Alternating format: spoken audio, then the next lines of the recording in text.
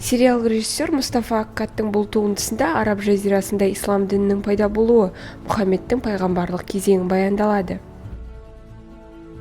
Бұл фильмде Ливияның әйгілі революционері Омар Мұхтардың өмірі суреттелген.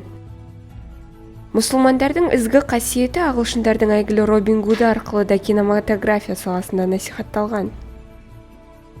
ақш-тың белгілі кинорежиссері Спайк Лидің бұл фильмі көрермендерді қара нәсілді азаматтардың басқалармен теңдігі үшін күрескен қайраткер Малькольмнің өмірімен таныстырады. Қуғынға ұшыраған ақынның көрген қиындығы, жолында кездескен дұшпандардың іс-әрекеті ешкімді бейжай қалдырмайды.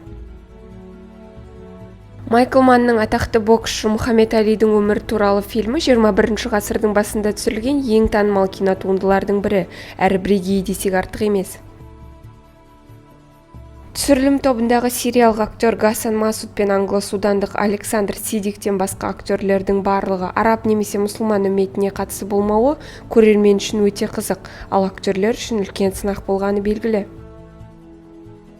Иорданиялық медбике Айша мен төрткүл дүниеге аты мәшһүр Голливуд жұлдызы Леонардо Ди Каприо басты рөлдерді сомдаған бұл фильмде орамал мәселесі қозғалады.